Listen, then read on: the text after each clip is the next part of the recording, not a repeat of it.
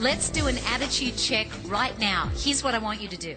I want you to have a look at the person who's sitting on your left and have a look at who's sitting on your right. Okay, now keep looking at who's sitting around you. Just keep looking, and this is what I want you to be thinking. Keep looking.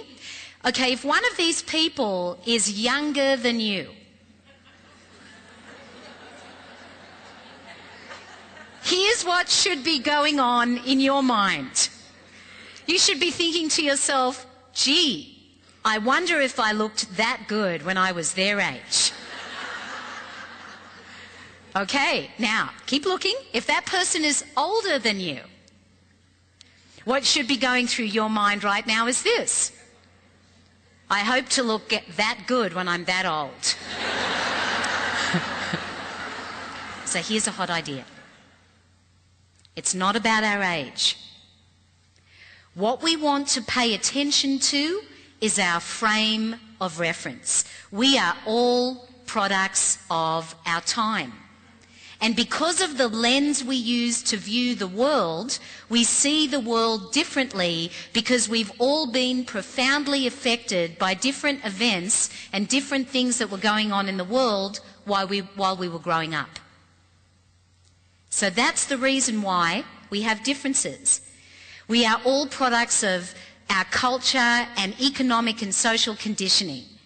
Did you know that the average 21-year-old has already watched 10,000 hours of TV?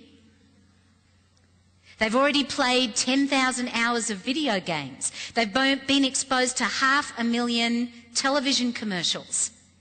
And Generation Y, 21-year-olds already have sent and received over 250,000 text messages. Isn't that incredible? Generation Y values authenticity. They know that because they've been taught to express themselves openly, they expect the same thing to be going on at work. You know, a few weeks ago, I went to a recruitment forum in Vancouver. Now, I wasn't speaking at this forum. I went for my own education because I can't get enough of this topic. And it was fascinating. There were hundreds of employers there. There were recruitment people from universities all across British Columbia. And there was also a room full of Generation Ys. And they wanted to pick your brain, Generation Y. They wanted to find out what was going on with you. They wanted to attract you to their workplaces. I'd never seen so many people interested in a recruitment forum. And what stood out for me was a young man by the name of Keita. And Keita is 25 years old, and he addressed the entire room just like I'm addressing it right now. And he said, you know, I don't like being stereotyped. And he described his story. He had come from Haiti to Canada with his family. And he said, you know, my dad was always out of the picture. He worked all the time. I hardly ever saw him. My dad was invisible. And I don't want to be like my dad when I'm working. I want to have a life. I want to have balance. And there was silence, just like there is right now. Think about that. Is that a different value system? Here's what I want you to remember.